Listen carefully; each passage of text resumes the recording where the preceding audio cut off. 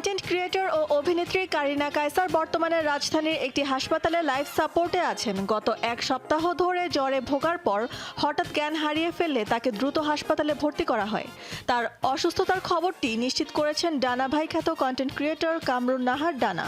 9 মে দুপুরে সামাজিক মাধ্যমে দেওয়া এক পোস্টে ডানা জানান, চিকিৎসকরা পরীক্ষা নিরীক্ষার পর জানিয়েছেন কারিনা হেপাটাইটিস এ এবং ইতে আক্রান্ত হয়েছেন। এই সংক্রমণ থেকে তার লিভার ফেলিওর হয়েছে। কারিনার বাবা জাতীয় দলের সাবেক ফুটবলার কায়সার হামিদ জানান, কারিনার অবস্থার অবনতি হলে 8 মে শুক্রবার রাতে তাকে লাইফ সাপোর্টে নেওয়া হয়। চিকিৎসার ব্যয়ভার বা অন্য কোনো সহায়তার প্রয়োজন হলে পরবর্তীতে তা জানানো হবে বলে উল্লেখ করে তিনি আরও জানান, এই মুহূর্তে তাদের একমাত্র চাওয়া সবার আন্তরিক প্রার্থনা। কারিনা কায়সারের এই আকস্মিক অসুস্থতার খবরে সামাজিক মাধ্যমে তার অগণিত ভক্ত ও সহকর্মীরা গভীর উদ্বেগ প্রকাশ করেছেন এবং তার দ্রুত আরোগ্য কামনা করছেন।